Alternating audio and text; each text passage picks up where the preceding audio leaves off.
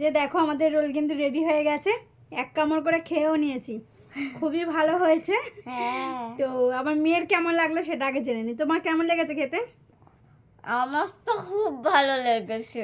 আমার মেয়ের এই সমস্ত খাবার হলে বাইরে মানে বাড়ির আর কোনো খাবার চাই না, ও ভাত রুটি পছন্দ করে না, সব সময় এই সমস্তই পছন্দ করে, ওর খুবই ভালো লাগে। কালকে ওর বাবার সাথে গিয়ে চাউমিন চিকেন চটপটা এই সমস্ত কিনে নিয়ে এসেছে, সেগুলো খেয়েছে, খুব ভালো খেয়েছে। আবার আজকেও বললো কি যে কি খাবো কি খাবো, আমি বললাম তাহলে রুটি যখন করা আছে তাহলে ডিম নিয়ে এগরোল করে দেবো। খুব মজা দিয়ে চলে গেল দোকানে, ডিম সস কিনে নিয়ে চলে এলো। ফার্স্ট টাইম মাকে বলেছিলাম মা আম তেল আছে, আম তেল দিয়ে মুড়ি দাও।